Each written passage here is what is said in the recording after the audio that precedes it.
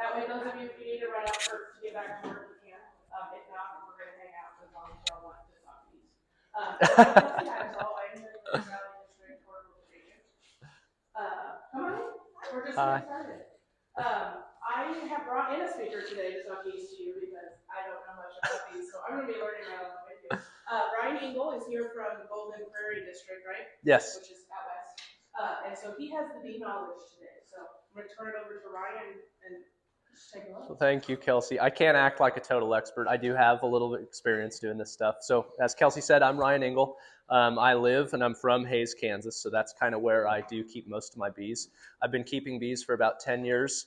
And I was also fortunate enough to, during college, I had done some research on bees too that we could maybe talk a little bit about. But yeah, I'm very excited to be here. Thank you guys for all making it. I know it's freezing. But yeah, it's awesome to see so many of you guys here. And I guess I'm excited to talk about the topic today, something that is so interesting and something that I'm personally pretty passionate about. So I think I don't know, bees are a pretty fun topic to talk about. I always kind of start these presentations with why keep honeybees, because if you guys have bees or are going to get bees and you bring your friends over there, they're going to think you're nuts, or most of them will. You know, it's a pretty, I don't know, kind of an out there thing to do. There's a whole different list of reasons that people like or do keep honeybees. Of course, local honey production. So anything local is better, right? But of course, there's the philosophy of local honey contains local pollen or pollen from local plants. Eating that, of course, could potentially help with, seasonal allergies, things like that. We can keep honeybees to enhance pollination in our landscapes. So say you have a large garden or maybe a small orchard. Keeping a honeybee hive around can definitely help to kind of supplement pollination in that landscape. Of course, some people get into this for kind of like an independent or side business. And really, it's pretty interesting to talk to beekeepers throughout the state because we see a very wide range of different, I guess, the scale of operations. People who have just one hive and maybe produce a little bit of honey. And then we also have people in the state who are actually commercial scale. They have commercial scale operations, so it's pretty impressive to kind of see, I guess, just what everybody is doing. Of course, some people keep honeybees for self-sufficiency and kind of homesteading. So honeybee colonies, they produce a ton of different products that we can harvest from those hives. Of course, honey, a nice, clean source of carbohydrates. Pollen, I actually have a little bit. You guys have probably seen that, or if you've been keeping bees, you're familiar with pollen and what it looks like. If you guys want to pass it around and look at it, it's kind of cool. But this is very high in protein and amino acids. So some people actually consume pollen. We can collect that from our hives, and some people will eat that. And then, of course, like the wax and the slew of different products that we can make from the wax. So lip balm, soap, candles, the like. Ultimately, though, I think a lot of people get into beekeeping because it's an awesome way to interact with nature. If you guys keep bees or if you're beekeepers, you know exactly what I'm talking about. There's no other feeling like it in the world to open up a really, really strong colony. It changes people's lives. It's really a fascinating little hobby to get into. So I also tend to start these presentations with the importance of honeybees. So honeybees are generalist pollinators, and what that means is they utilize a very wide range of flowering plants. So some of our native pollinators tend to be specialist pollinators, and what that means is they're kind of utilizing maybe one or a few closely related plants, as opposed to our honeybees, which utilize a bunch of different flowering plants.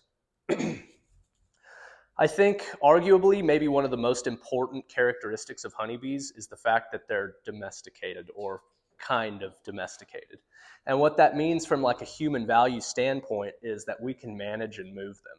And of course, there's problems that come with managing or moving wildlife around. We're not going to get into, but really we use honeybees, at least this country does, our agricultural system uses honeybees to kind of enhance pollination in areas of production. So I have a little graphic somewhere in here. I know it's kind of tough to see if I could pass it around, but this is kind of just showing the commercial pollination industry. So this is showing the commercial pollination industry. So like this time of the year, some of these large-scale beekeeping operations, they're loading up colonies on trailers and shipping them out to these areas of production. So like right now, I think we're really close probably to the almond bloom out in California. So there are beekeepers all over the country who are loading up these hives, sending them out to California.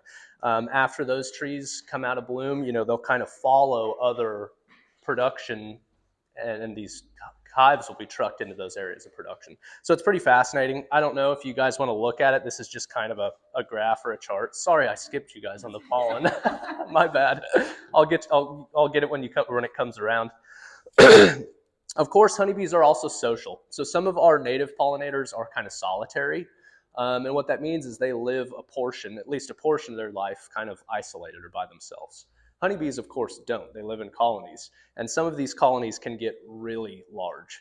So some of them may be up to 80,000 workers. So when we talk about the magnitude or the scale of pollination that comes from just one honeybee hive, they can get a ton of work done. And then, of course, we have the economic impacts. Honeybees are known to pollinate around $15 billion worth of crops in the U.S. annually, and then the honey market, which is valued at around $900 million. So I guess this presentation is designed for people getting started.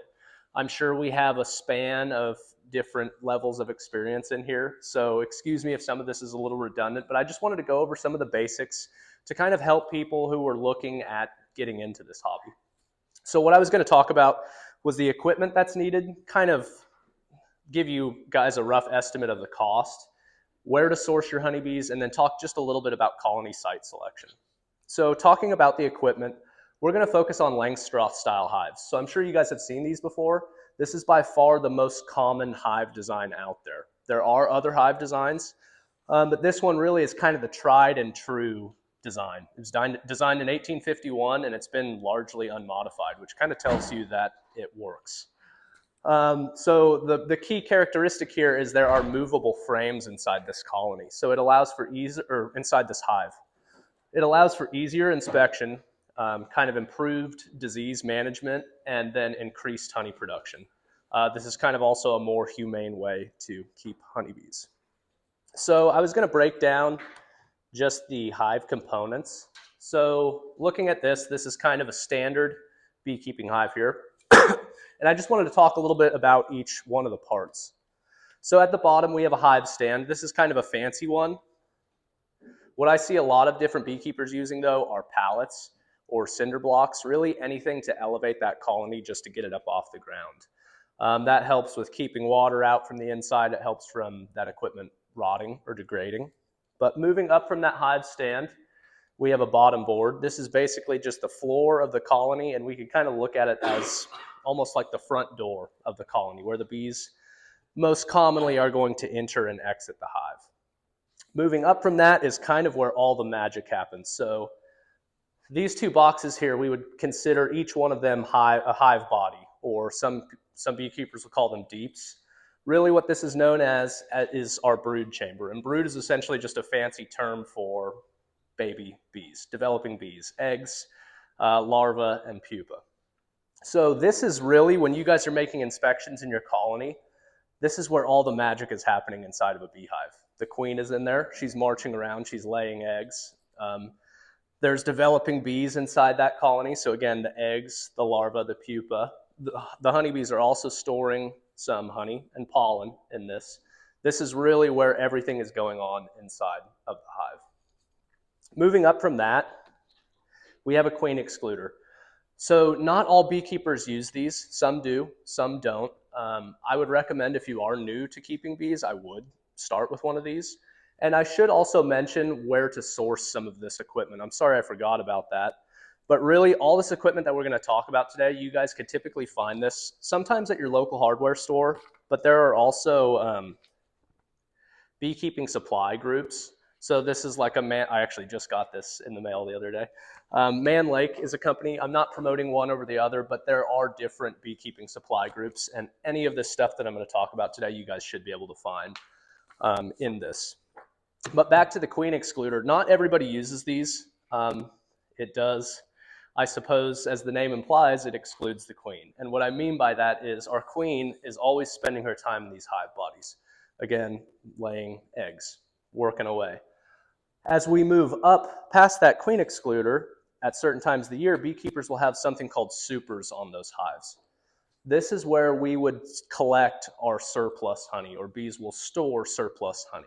So anything above that queen excluder in those supers would be areas that me, as a beekeeper, that's where I would be harvesting honey from.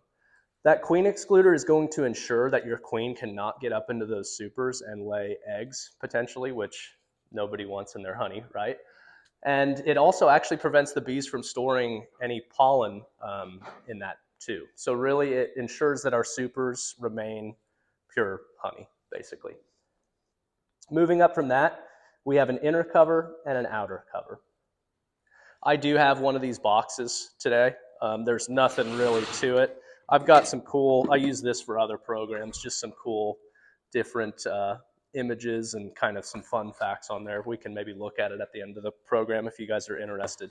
But this is what a hive body looks like. There's typically 10 frames in there. I'm sure maybe you guys have seen these before.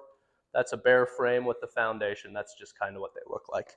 But typically there's 10 frames in those. They do sell 8 frame versions. So maybe if you have a bad back or you don't want to be lifting super heavy things, some people do go with those 8 frame versions, those hive bodies. But that really is kind of breaking down the hive. And I think I mentioned in the previous slide, these cost roughly $300. Everything, of course, is going up in price, right?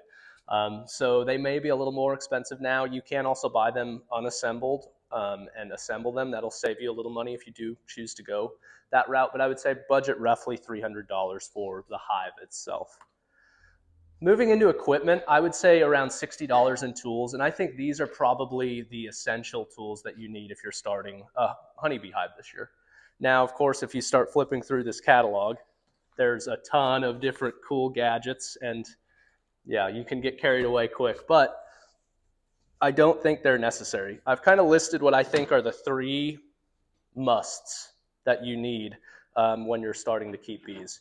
So the first one being a hive tool. This looks really simple, and it is. There's nothing crazy about this. These are 2 different designs. I prefer this one. I don't know if you guys, do we have any feedback from beekeepers in the room? J-hook? I think most beekeepers prefer this. The plus is that nice little J-hook at the bottom. Really what these are is it's essentially just a pry bar, kind of. As you could imagine, these hives, they get really sticky. Things kind of gum up in there. So beekeepers, if you could imagine these being kind of gummed up together, can use these hive tools to kind of pry frames apart. And then the perk of the J-hook is there's a little gap kind of, I don't know if you guys can all see that, sorry. There's a little gap though where you guys can kind of take that hook and slide it in and pop frames up so they're easier to grab. Especially if you're wearing big bulky gloves that have all that propolis, or it makes things a lot easier. I will say, if you've never used one before, be very careful. These can be very sharp. Occasionally, you'll want to clean the tops of your frames if they're building comb in weird areas. So never place your hand in front of one if you're scraping. You can hurt yourself with these things. So just something to keep in mind. But I love the feedback from you guys. When I talk to beekeepers, it seems like this is the way to go. But if you guys are getting into this hobby, buy a few of these. They're not too expensive. And you'll need one when you work with a colony. So definitely keep one in the pickup. Keep a spare one around, because if you get out to a colony and don't have it, it's pretty tough to work with it. Moving on from that, brush. Nothing complicated about this either, right? But if we're trying to inspect certain frames, and if you could imagine there was a bunch of beeswax on here and I was trying to look down into some of those cells, maybe I'm looking for eggs, maybe I'm looking for the presence of pollen, it can be really helpful to just have a brush, be able to brush your bees gently off so you can look down into those cells. And then, of course, the smoker. Everybody knows the smoker, right? I would recommend, a new beekeeper getting into it to have one of these. Again, my experienced beekeepers in here, these can be a pain in the butt to keep lit. Every time when you do need to use it, the thing seems to be out. It can be. But it's nice to have, especially if you're making more kind of invasive inspections or if you're digging deeper into that colony. And I guess one thing too, a little bit goes a long way. It is such a thing that you can over smoke bees. I won't get into all that, but we could talk about it later. But yep, just a little bit of smoke can be helpful at times. I also wanted to touch on protective equipment. I do think, I'm sure you guys have probably seen stuff on the internet where people are out there with nothing on, and maybe some of you guys do that too. I think that's okay. But if you're just getting started in this, invest in some protective equipment. Get comfortable with your honeybees before you start taking away some of that protective equipment. Maybe, see how you react to bee stings a few times before you go in with nothing. So yeah, I think, around $120 probably would get you your suit, a veil, and some gloves. Start that way, and as things progress, if you feel comfortable and want to do without some of that, maybe remove the gloves, or that's okay. But yeah, everybody be safe, please. So just kind of an overview of the equipment. I would say roughly $500, roughly. Of course, you can shave a little off here, or you can spend a little more, but I would say, that'll include your hive, those tools that you need, and some of that protective equipment. I want to talk a little bit about where to source honeybees, because that's kind of a weird, if you don't know, you don't know. I think it's possible that, every once in a while a beekeeper will be getting out of it and may want to sell an established colony. I would say this is pretty uncommon. It's possible, but it's unlikely. So what we're going to talk a little bit more about are nucleus colonies, or you will hear beekeepers call them nukes, and packages. So nucleus colonies, they're actually pretty cool. You might be able to get these from beekeepers in your area, maybe, I'm not sure out here, but occasionally there will be beekeepers who are kind of selling these. And what's cool about a nucleus colony is it's essentially a mini hive. It's kind of a functioning hive already, but smaller. So this is kind of what they look like. If you could imagine our hive body here, just half the width of it. We've got, instead of 10 frames in here, we've got 5. And what's cool about those is they kind of let you hit the ground running a little quicker. So there is typically bees inside of this already. There is typically a queen inside of this already. Commonly there's already brood, eggs, larvae, wax is already drawn out. So basically what that means is you purchase one of these and it grows quicker, it takes off quicker. It's kind of like a head start. The downside is these aren't, I guess, as readily available. If you don't know somebody in the area, you might not be able to get your hands on one of these. So what we're going to focus on is the package. And a package of bees is by far probably the most common way that new beekeepers start a new colony. And this is what they look like. It's actually a package of bees. I think USPS still ships these. They at least historically did. I don't know if they're happy about doing that, but they do ship these. So yeah, you can get these. I guess that some of that I have on the next slide here. In a package, they typically sell them in 3-pound packages. That equates roughly to about 10,000 bees. Inside that, we have our bees. We also have our queen, and I don't have a little laser pointer, but you can see the queen there in that far picture from me. She's shipped in her own little container. She's kind of protected so those bees can't get to her, but it's screened so they still can interact with her. They can smell her pheromones, they can feed her. She is typically suspended from the top of that package along with a can of sugar syrup. So you can't see it because these bees are clustered around them, but from the top, that queen is hanging in there and there's a big can of sugar syrup. Of course, the sugar syrup is there for food, to get them through their transit in that package. These are commonly ordered from state beekeeping clubs, and you can also get them, I think, from these beekeeping supply companies. I know the state beekeeping clubs typically like to receive orders in January or February, so you guys, if you are looking at starting a colony this year, you might be getting close to that time being up. They typically do have extras, so it is still worth reaching out to them and seeing if they do have any extras. If not, I think these beekeeping supply companies typically will be selling these packages a little later into the year. So I do think, the timing is right. If you guys are looking at starting a colony this year, you do probably still have time to get your hands on one of these packages. Order in January, February, March, and we typically will receive those packages anywhere from March to May. So a little shameless plug here. I did a little garden hour session where I kind of covered some of the details in installing those packages. If you guys want to look at that or have any questions about installing packages, check this out. You can find it on our YouTube. But yeah, the link's there. If you just YouTube K-State Garden Hour Beekeeping, you can find it. We also have a few handouts here, and I'm sure most of you guys picked these up, but if you haven't, they are over there. There are quite a few resources out there for installing these packages.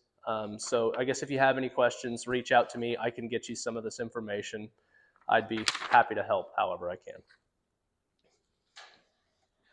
I wanted to talk a little bit about hive placement. I'm not going into like super in depth here, but what's pretty cool about honeybee hives is they can be kept virtually anywhere. So this is an image from Oregon State University. They're in the middle of a big city on a high rise, and those bees are probably doing just fine. Those bees are really good at going out and finding what they need.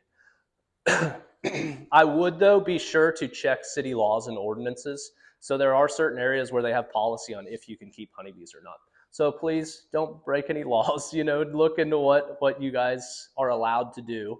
And also be mindful of neighbors and the public. I think, the world needs more positivity and nice people. Just be considerate of the people around you. There's a ton of people out there who are really uncomfortable around honeybees. Whether that's warranted or not, we're not going to go there, but be mindful of your neighbors too. Ultimately, convenient access for you is pretty important when placing a hive. So I'll admit I've kept hives, 30 miles away from my house, and those tend to be the ones that I don't work the best or inspect as much as I probably should be. I think some of you beekeepers who have been doing it for a little while probably understand or relate a little bit. It's easier when it's right outside your back door to stay on top of things. But be looking for dry ground year round. So you don't want the area to be prone to flooding. There's pictures out there online of beehives being washed away when water comes up, so think about that. Vehicle accessibility helps. These boxes can get really heavy, and they're bulky, they're awkward. It's not fun to have to lug one of these, a quarter mile to get back to your truck. It's pretty nice when you can pull right up to the colonies and just load those boxes. One other thing would be close to honey processing and other equipment. So I can tell you too from firsthand experience driving out to one of those colonies and forgetting something like a hive tool. It's frustrating. So it can just be nice to keep colonies close to where you store some extra equipment. And then of course, you want to look for good habitat. I could talk about this all day. We'll get into it a little bit later, but of course, you want an area that has an abundance of flowers, and I think sometimes something that gets forgotten about sometimes is water. Honeybees do need water too. Like I said earlier, they are good at going out and finding what they need, but keeping a source of water nearby or locating a colony nearby some water can be helpful.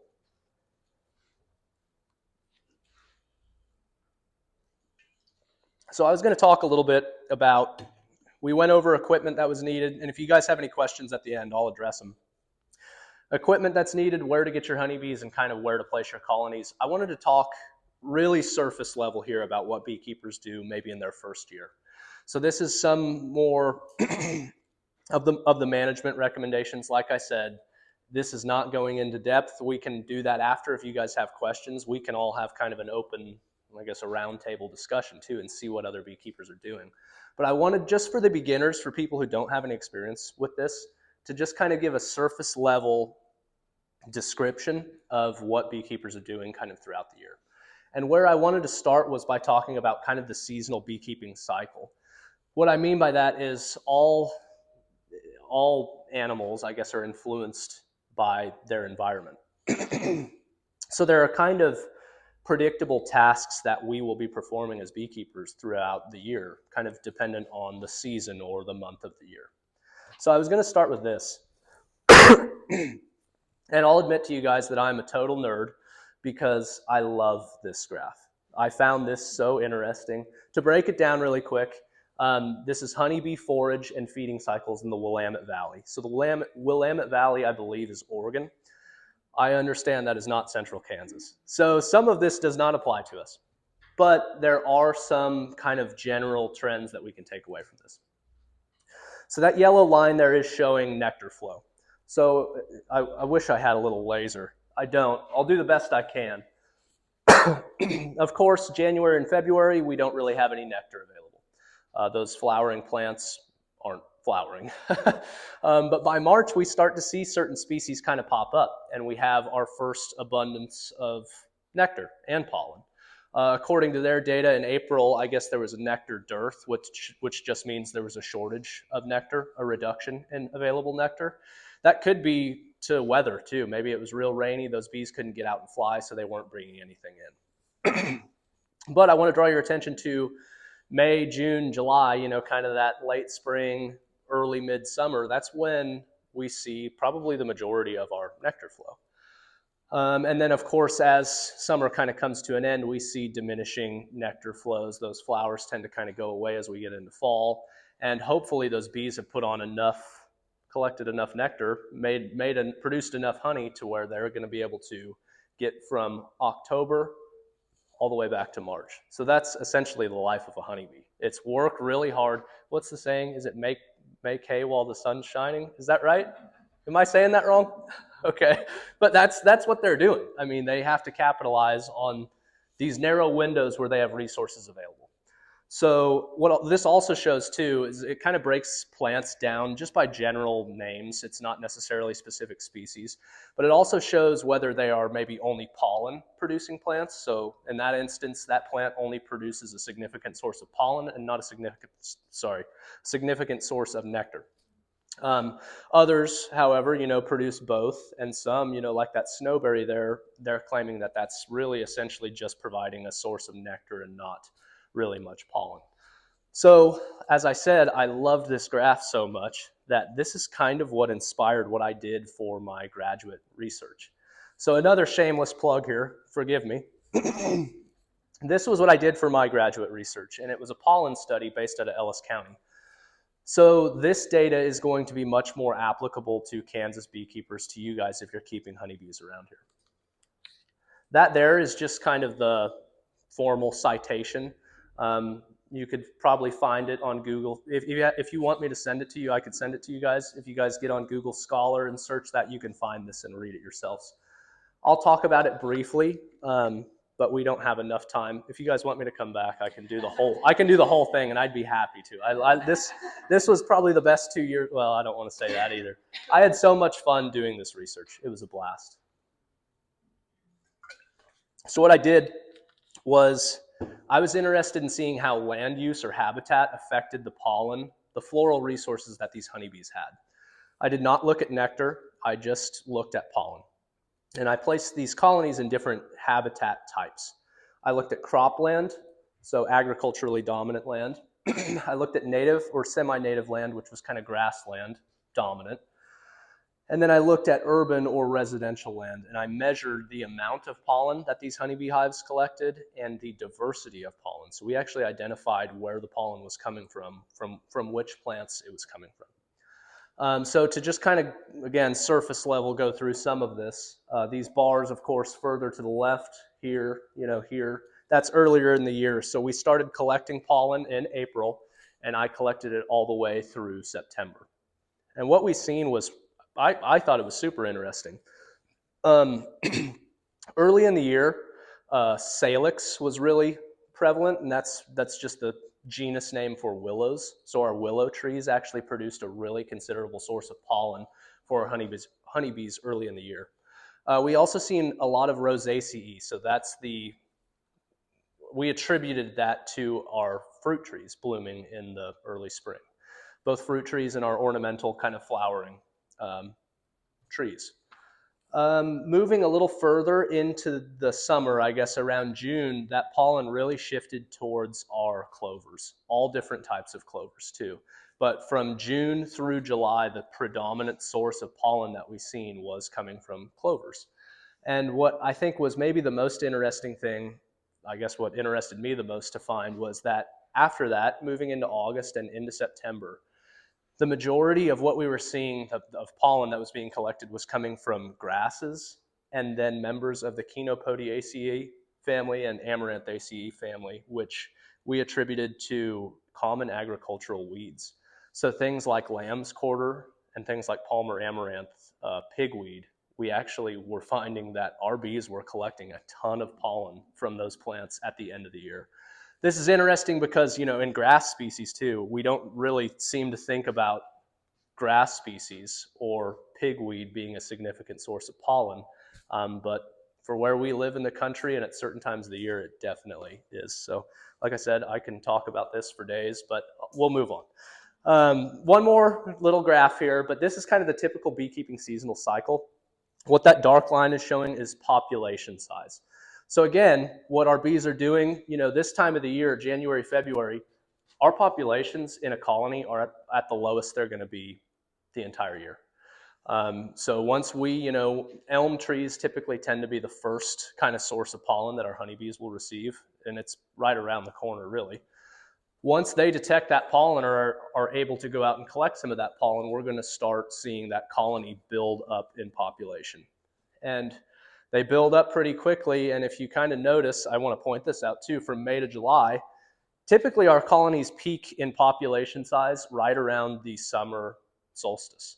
It's kind of miraculous that the bees will link up with things like that and be that close to, events like that. But I want to kind of draw some comparisons, with this graph and that previous graph.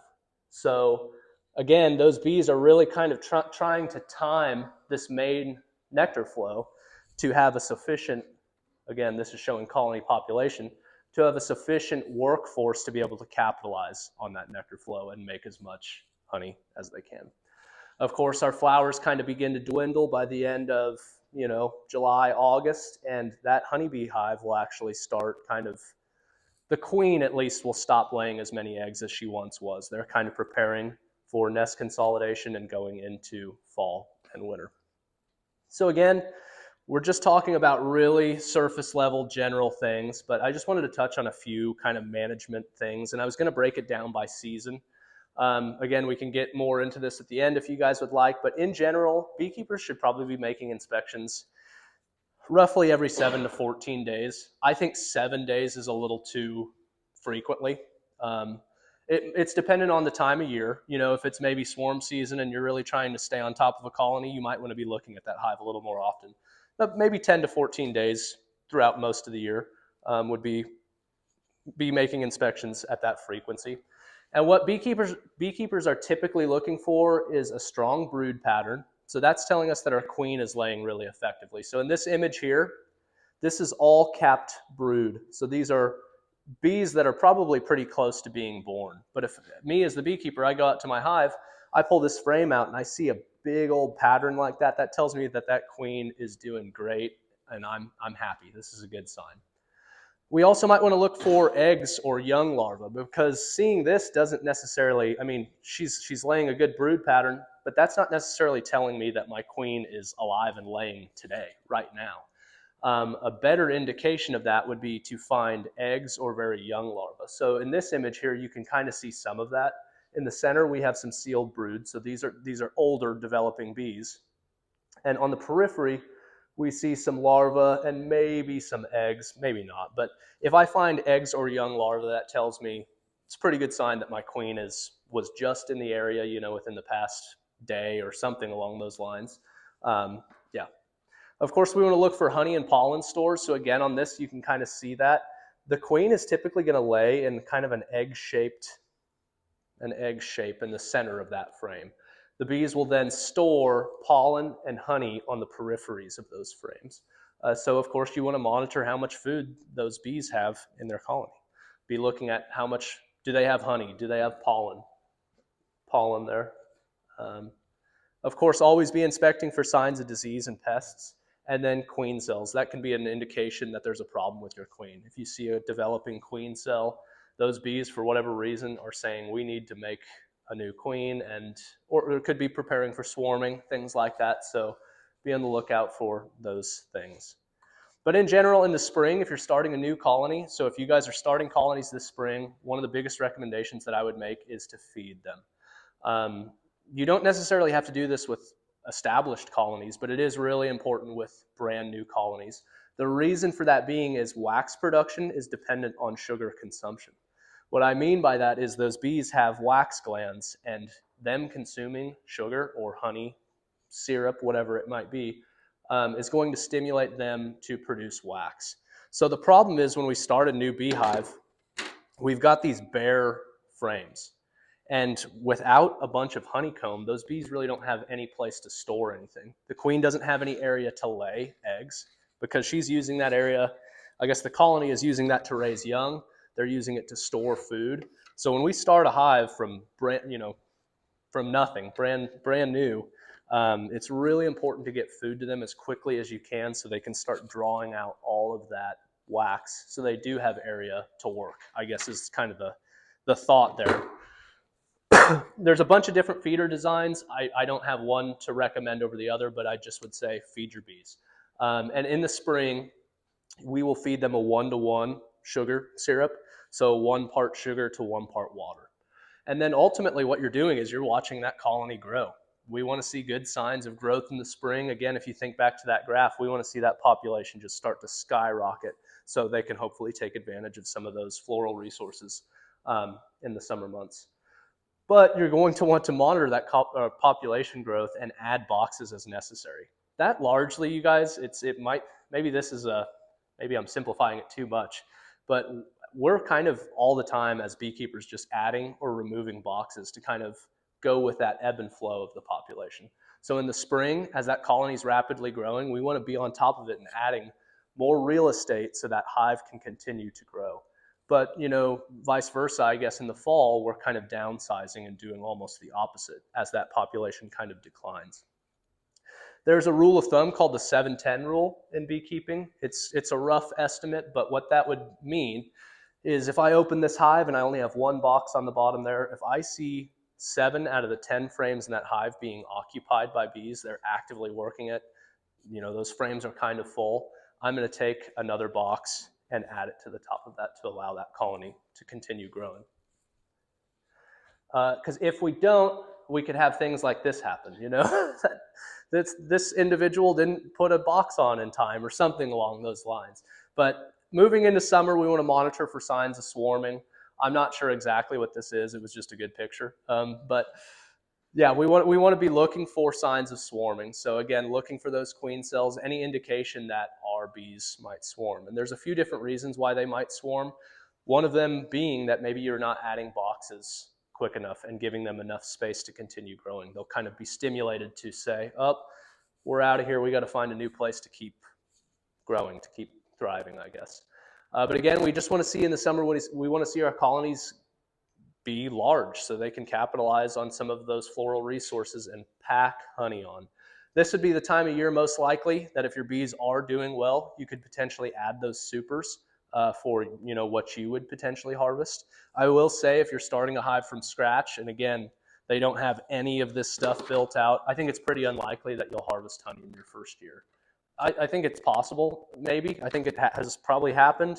I just think that I would focus on getting them through their first year healthy and them looking good and kind of look at producing honey in the second year.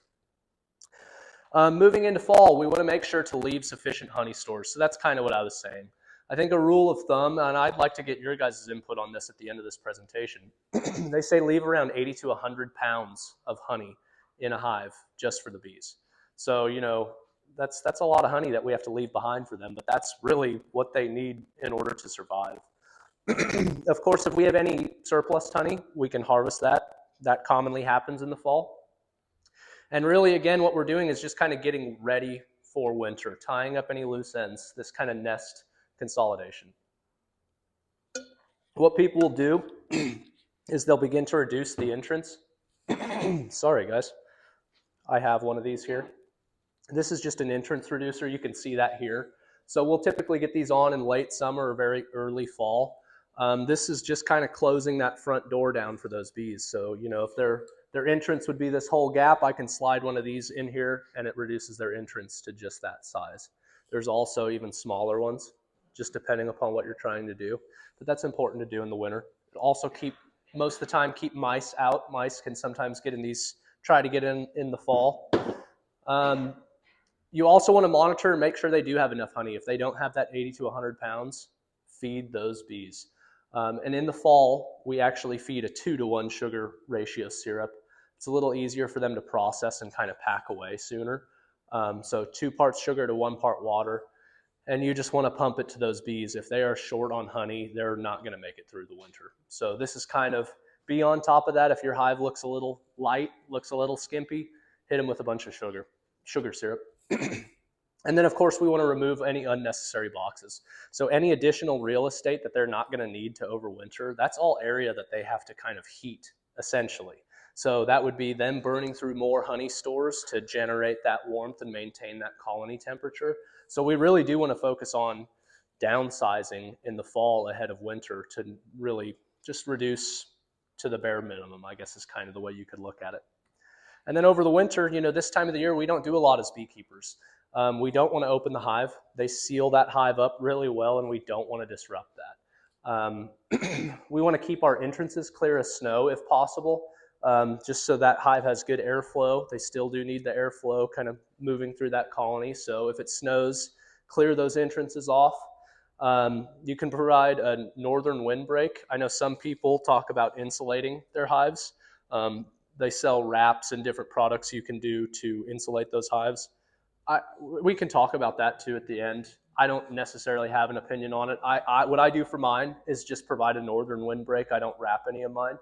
And then occasionally there can be some emergency feeding done. This is only if it's absolutely necessary, where, if you truly think this hive is about to die, sometimes you can get some food to them in the winter if we find a really nice day. It's kind of a risk. I guess maybe it's a little controversial, but you could bust into that hive on a nice warm day and throw some candy board. What they'll feed in the winter is, they call it candy board. It's kind of a hard, almost like a sugar cube type material that they would feed in the winter. But that, again, that's only if a hive is absolutely, not doing well. So really, guys, I know that was kind of surface level, simple. We wanted to do this over the lunch hour. I have a few additional resources here. So if you guys haven't seen them before, on YouTube, again, there is a home beekeeping course through Arkansas Division of Agriculture. That's really a pretty good series. They've done a lot of different videos. It is geared towards beginners, but they do have a lot of good information on that YouTube kind of course there. Of course, it's free. There is the Great Plains Master Beekeeping Program through the University of Nebraska. They have collaborated with other universities too, so in Kansas, we do have some access to that. I don't know, I've never worked with them or done anything with them. I'd be curious to know. Has anybody? No. But I think it's a pretty good program. It's something worth looking into, where I think they'll kind of mentor you. If you can get in touch with them, and they've got some resources. I also was going to mention the Kansas Honey Producers. It's just a state beekeeping club. These can be nice to get involved in. Beekeeping is something where it's really nice to have a mentor. That makes learning this so much easier.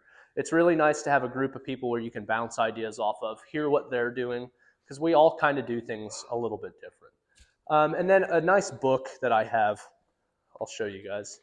This Honeybee Biology and Beekeeping is an awesome resource. Have any of you guys seen this? No? It's a good book. And I don't know, they might be expensive. I don't know where they're necessarily selling it, but there's a ton of different resources in here. But I think this is a good one. Again, we have those handouts over there. Purchasing and installing bees. So some of that information on installing bees, that's over there. And then beginning honey beekeeping equipment and associated costs, some of that information there. I have my contact information here, guys. You are welcome to write this down. You can call me. Again, I will not claim to be an expert on this, but I have a little bit of experience and I try really hard. So if you guys want to chat anytime, call me. I'd be more than happy to work with you. Reach out to Kelsey. She can get to me too. So however you guys want to do it. I have some business cards over there. She has some business cards over there.